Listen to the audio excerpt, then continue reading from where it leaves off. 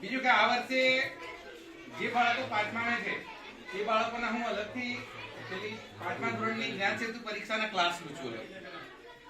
તો એનું મેં ગ્રુપ બનાવેલું છે, વોટ્સએપ ગ્રુપ.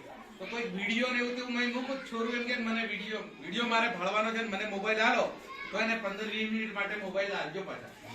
કારણ કે તને હું જે ભણાવું ને એ પાછો ફોને એને વિડીયો મોકલું એટલે વિડીયો એ બાળક ઘેર પાછી જોવે તો એને થોડોક એનો અભ્યાસ વધારે થઈ જાય. એટલે જેટલા બાળકોને મેં એવું વિચાર્યું છે એ પરીક્ષા પાંચમામાં આવે પણ ત્રીજા ધોરણમાં હોશિયાર છોકરો હોય ને એને પણ અત્યારથી બેહાડું છે. ત્રીજા ધોરણમાં હોશિયાર છે તો પાંચમા ધોરણ જતે એને કમ્પ્લીટ થઈ જાય. એટલા માટે હું એના અલગથી વર્ગો લઉં છું. એટલે એ તમારે મને આ બાબતે મદદ કરવી પડશે કે હું તમને તમારા મોબાઈલમાં મોકલું તો એ તારું આ મોબાઈલમાં આવેલું છે તો તું જરી ભાળી લે, બરાબર? એમ કે તમારે એને હાલવાનું છે. બીજું કે રમત ગમતમાં જે બાળકોનું સિલેક્શન કરવાનું છે તો એ સાહેબો આપણી નિહાળે આવવાના છે. રમત ગમતનું સિલેક્શન કરવાનું છે હોસ્ટેલ માટેના રમેશભાઈ.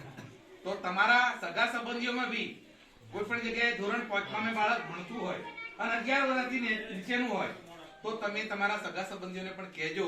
તો આપણે અહીંયા ટેસ્ટ માટે જ્યારે આવે તે વખતે તમારા બીજા ગામનું હોય પણ જો એ ટેસ્ટ માટે અહીંયા આવે તો ચોરું પાસ થઈ જાય તો એ 12મા ધોરણ સુધીનો ખર્ચો રમત ગમત મેં રહીને ગણે બરાબર અને છેક સુધી એ સરકારી ખર્ચે ભણી જાય, સરકારી ખર્ચે રમી જાય અને એક આપણી પેઢી તરી જાય, બરાબર? એટલે આ એક ખૂબ અગત્યનું છે.